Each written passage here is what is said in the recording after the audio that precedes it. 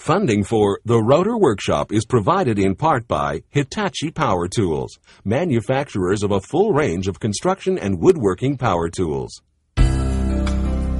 Today, in the Rotor Workshop, a privacy screen with a unique personal touch. Bob and Rick Rosendahl show you how to use panel door construction techniques to mill the stiles and rails. Bob routs the backs to hold your favorite photos and then sets up to cut the ornate top using one of his famous shop-made jigs. The privacy screen, coming up next in the Rotor Workshop.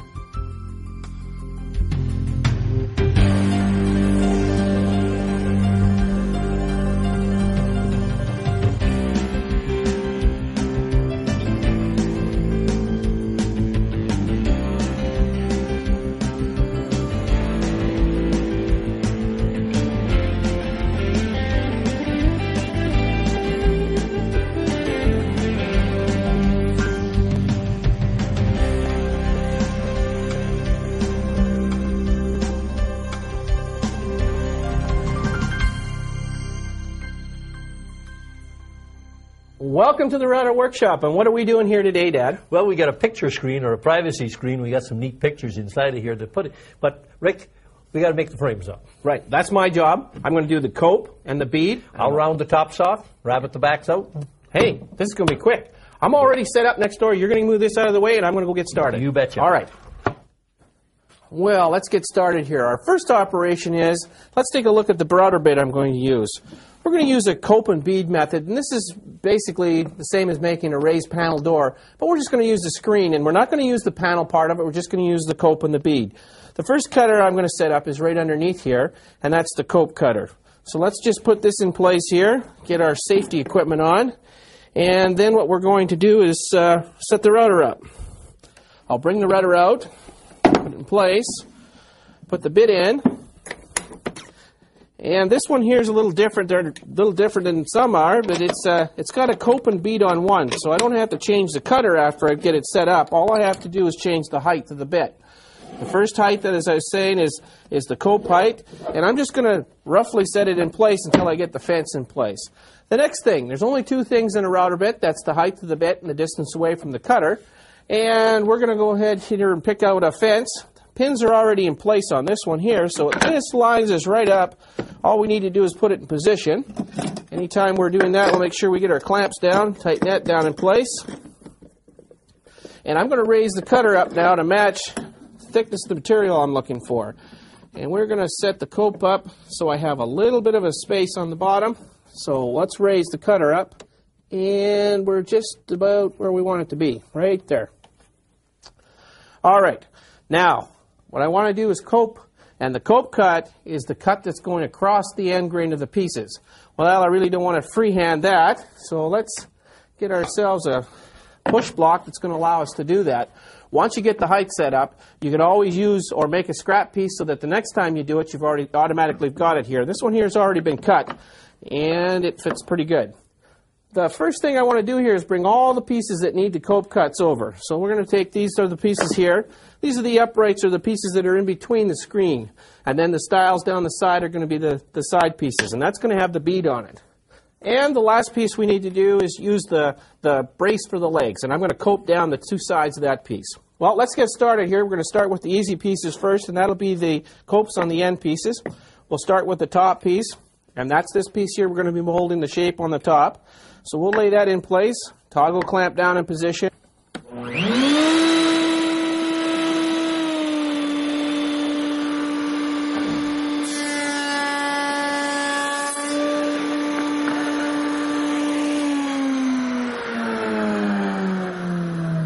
There's the cope cut we're making. Now all we need to do is finish off the rest of these pieces, and then we need to set up the bead. So let's go and finish the cuts on the copes.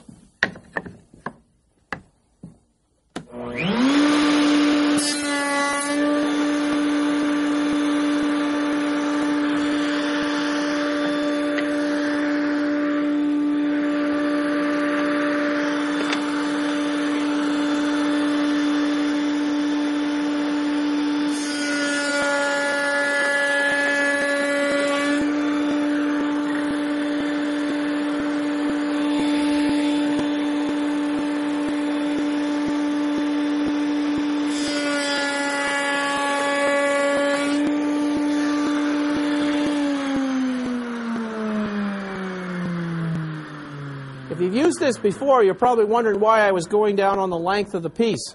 Well, what we're doing with this is when we put the bead on the stiles, which is our next operation, what we needed to do is make it so that these brackets that we're going to put in the stile have to match the cope and not the bead. That's why we went lengthways on this block here. Now, you've noticed I've used a big block and not little pieces like this, because this is what we're cutting out. Best tip to do is, when you got something like that to do, mold it on a big board and then cut the pieces off after. So we'll set these pieces down here and we'll show you exactly where they go when we start to assemble. Our next operation is going to be the bead cut. So let's bring our pieces over here so we can take a look at the setup for that. Now that cutter is the bead cutter and it's on the top. We have to make that intersection between the bead and the cope to match perfectly. Well, the top cutter or the slot cutter on the top has to match the T groove on the cope that's in here right now. So we're just going to, I'll get it set up and then I'll show it to you and see how close we are. Let's get very close here a little bit. It should work so that right on that corner it's going to disappear on the top of the cutter. Now, a good way to test it is you just want to touch the end of the piece. So what I'm going to do now is move it away, take one of my pieces, and just touch the end. Now, just touching the end doesn't mean moving an inch. It means just touching the end. So let's just try it here and see how close I am with the setup.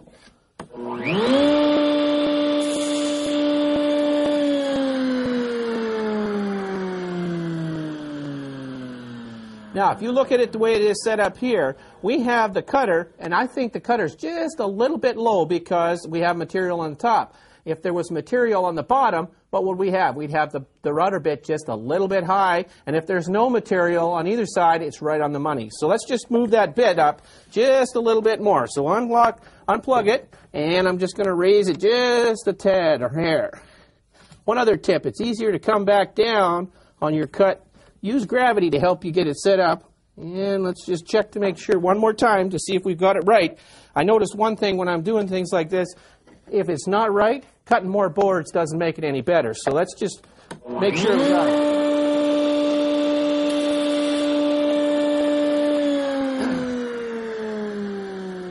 On the first cut, you notice the material was on the top. Now I reset it and there's no material on either side. It's perfect. Now you don't want to go much further than that. You want to make sure that you've got them set up properly. Now, there's a top one of these, which is the top rail. It only has one side. We have the bottom one, which is, these two here have one cut on them. That's these ones here. And we have the stiles with rails that have one cut. The best thing to do is to take the cuts that have the single cuts first and do those. Then break your pieces down so the pieces that have double cuts, those are the ones that are made last. So always start with the lowest number of cuts first. So we're going to start with this. We're going to do the small pieces first. I'll bring them up here, and then we'll do the long ones. Let's start it up and cut them.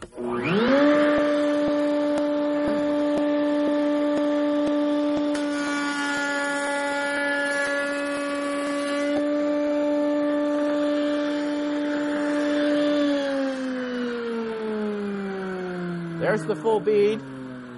There's the cope. And there's the area where they match perfectly. Okay. Once you've got that, you can go ahead and check them. Oh, one thing when you're doing this, you're running it down the side, you can check it just by looking at this. You want a nice clean cut and you want it even. That's what you want to look for when you're doing it. So get a nice smooth feel when you're cutting them.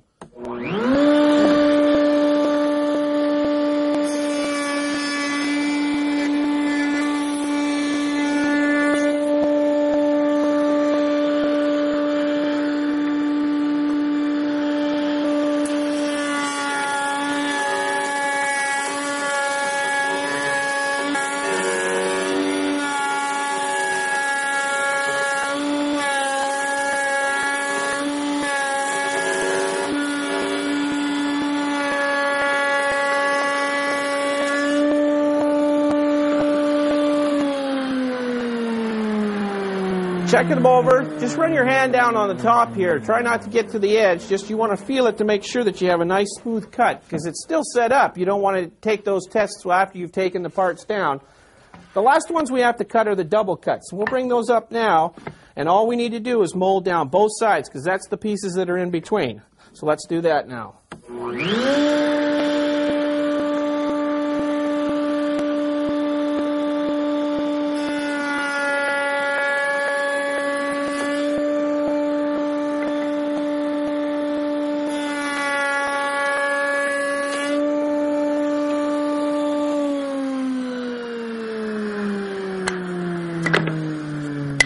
Now you want to be careful that you don't drop these, because then they get the corners all busted up on it, and then they don't look so good when they're assembled.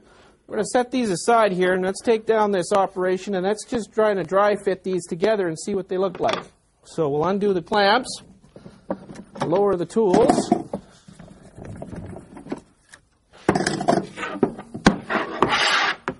And we don't need that fence anymore. Unplug the tool, and I'll just lower it down out of the way. Now let's bring in the pieces here, and let's take a look and see if we can get a bit of a dry fit in place. We're going to start off with, yes, I want to start with the top. Now, a little trick. Got a stick here that's giving us the exact distance away between each piece, because you're going to glue these up, and then you're going to want to clamp them together. You want to make sure that the spacing is proper. So we're going to take our first piece, which is our top, set it into place. We'll use our little stick and just lay it in place here. And let's get the rest of our pieces here. Take one, line it up, make sure it matches. Bring the next one over, line it up, make sure it matches. Bring the next one over, make sure it matches. And then we have the second last one. And the last piece has to fit in the bottom here. And let's take the top here now. And we're going to slide it. It's always a good idea to start from one end and work your way down. And one thing about I found with this stuff, if it's not fitting properly, don't force it. Just run it nice and easy. Put your pieces in place. Give it a little tap. Now let's take a quick look here if I can hold this together here now and show you where these pieces here fit. Now these ones I molded before, so we'll see how close I am to being right on the numbers. And those just slide in place, and they're glued in on the bottom, giving us the angle piece, letting the cope and the bead go in place. And if I can rotate that around here without losing these pieces, I can show you how that's gone together. And just slide them inside. Now this one's off a little bit. It's not exactly the way it is. That's why you have the one that's molded to match it. You want to make sure you do it all at the same time. Well, we got a frame here glued together, and the operation I'd like to start with is this round top. And I've roughed done it, taken it off of here, but let's have a quick look at what I've got set up in the router table. We've got a guide in here, and we've got a flush trim bit. And again, the flush trim bit we're going to use in it, the bearing on the top doesn't come into play because we're following the guide. And on the back side of the frame here, you'll see the pattern. That pattern will follow the guide. What sticks over the top, the guide will trim. Now, the height of the bit set up inside of it, we've got it locked in, and when I lay it down here, you can see we got the hold downs on it. Just lock it in the spot, and I'm just going to run around here. You'll notice also I got a little tail on each side of it so that I can come up right to the guide and not interfere with the bit. If it comes interfering with the bit, you're going to need to put your safety pin in. But with the guide system the way we've got it here, it'll eliminate that hassle. Well, I need some power. So we'll plug that power in, and we'll get cutting here.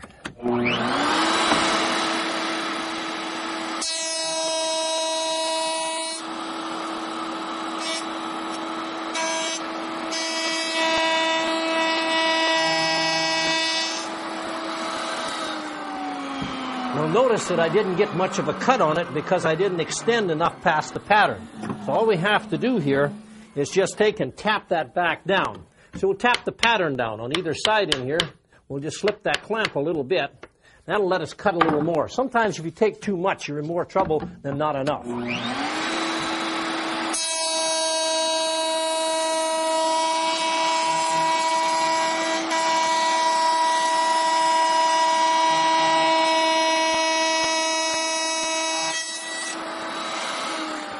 You know what's neat about that?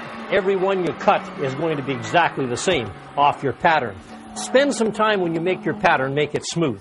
Now, the next operation that I need to do is that we need to take in here and rabbet out the back. When Rick molded these pieces, it left this tail back in here. That was to hold the panel originally. But now when you want to put glass or pictures in, we've got to route that out. So I'm going to lay it down on side of here, and we'll just drop that down. And I'll need a couple of clamps to hold that into place.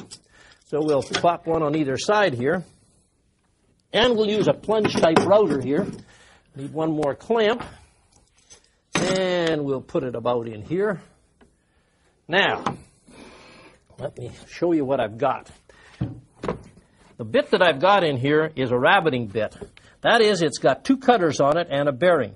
The bearing will follow down on the inside of the bead in here, and the bit will cut this out. You have to be a little careful here because you've got straight grain material in it. Sometimes it has a tendency to tear out, so don't be too swift of coming at it.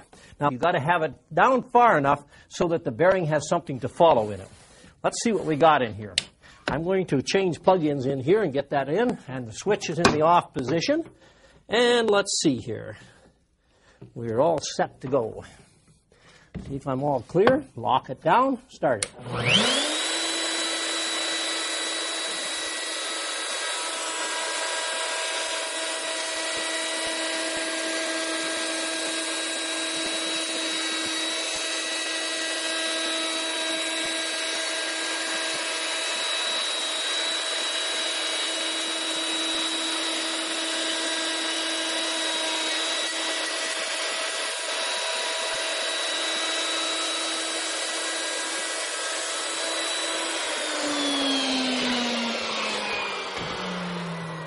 Now, just to have a look at what I've got in here, see how nicely it comes this out. If you want to square them, you could, but it really rats that out here just really nice and smooth. Now, one thing I'm going to run into, you're going to see I have to change clamps here because the base will hit into it.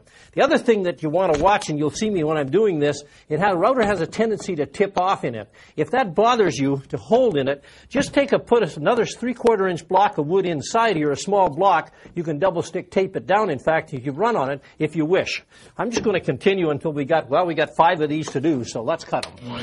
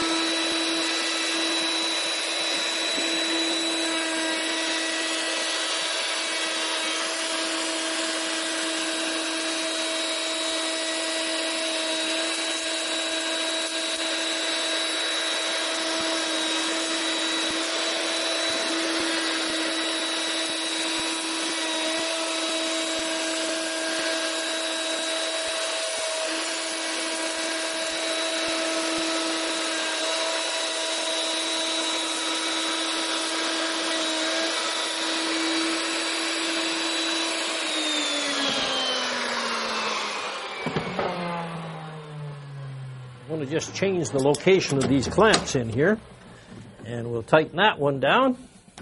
Move this back so I can get the end one. Get in a little different table situation. You could probably get a little easier operation there, but let me just come down and finish this one first. Start about here.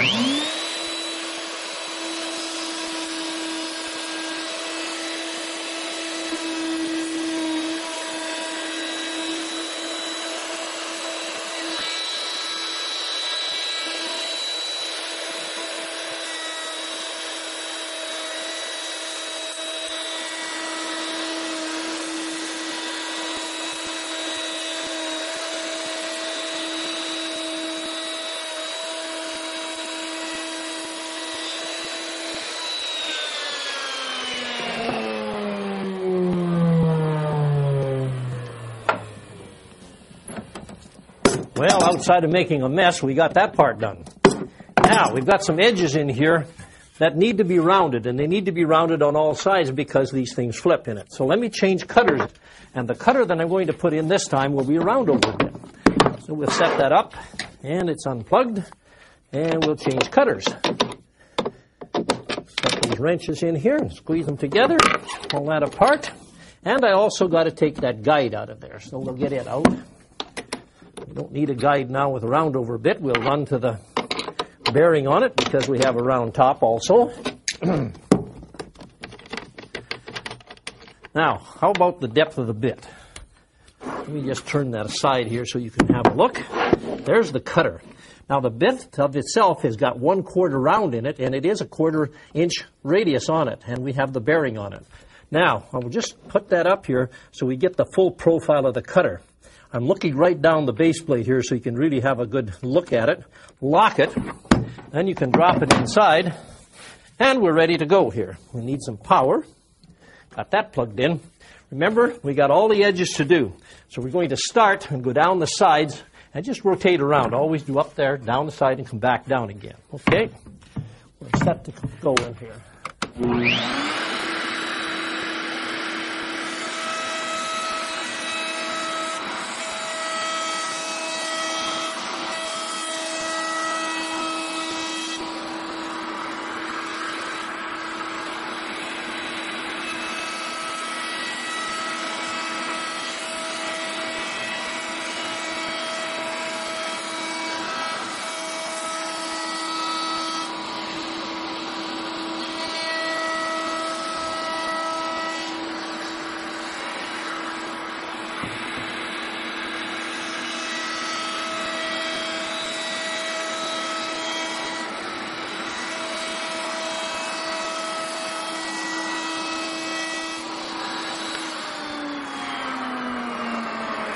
Now we got all the exposed edges here, rounded off nicely, so they're smooth.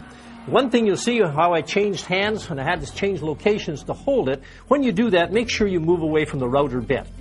Now it's time for tips from the workshop, viewer mail, and tricks of the trade on router bits, tips, and wood chips. Molding long pieces on your router table. Well, there's a couple things that you have to consider.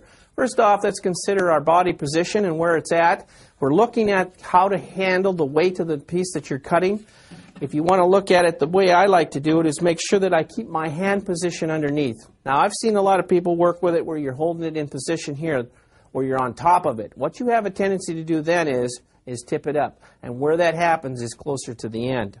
Well, you don't need a large fence to get yourself started and off, because what the trick here is to get on the router bit and then get off the router bit. Well, let's look at how we're doing this. What we want to do is to start on the infeed with a small piece. While we're making our cut, we want to make sure that our fingers or our hands stay behind the cutter if we possibly can.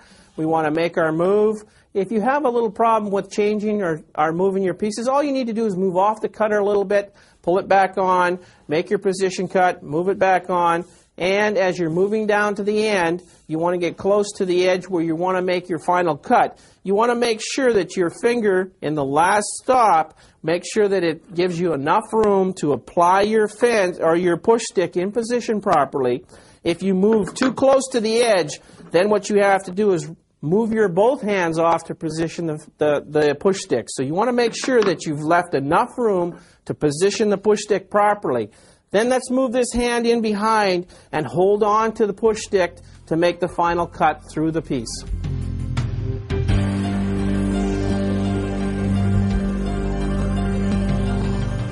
Well, I got the hinge here. Well, I got these jig put on here, Rick. Oh boy, those things looking good. Just explain a little what we got here. Well, just a block of wood here and screwed down on it, Rick. But what I did here was mark this 3/8 bit, because that's the size we use, and a 5/8 guide. That's what happens when you get more than one jig. You better start marking what it is. So now, how do we get the spacing in it? Well, you put one on first. We've got the hinges. I'll hold that. And how we get the spacing on this is we just use a 1/8, which is the space that's required between the guide and the bit, isn't it? That's it. And then you just screw the blocks on and pop it down. In this case, put a clamp on it and route it, and we got 3. So we got 1, 2 more to do, and on both sides. Little caution here. Let me just show that hinge. Can you hold those I got up? this. There's a real tricky kind of hinge in here. You open it up like that, and then you can put the 1 screw in the side here and 2 on this side. And then when you close it up, you can open it from the other side, hopefully, and that's a tricky hinge. It's a tricky hinge. You know why I was being careful? Because it pinches your fingers. Now you can get the last screws inside of that one. You don't want to get them switched, do you? And make sure that you put them face to face, or you'll have pictures facing out one way and backs out the other. We've done that, folks, once. That's it, folks, but we'll be back next time for another fun project right here in the Router Workshop. We'd like to hear from you. You can email us at the address on your screen. Send your comments, questions, or project ideas to the Router Workshop, Post Office Box 608, Chamberlain, South Dakota, 57325. Or in Canada, the Router Workshop, Post Office Box 280, Ely, Manitoba, ROH-OHO. To learn more about the Router Workshop, visit us at the internet address on your screen. A vintage crescent table provided the inspiration for our next project in the router workshop. Master craftsmen Bob and Rick Rosendahl show you how to use your router station to create an interesting piece of furniture you can proudly display in your home. As beautiful as it is functional, the crescent table is sure to become one of your favorite projects. Next time in the router workshop.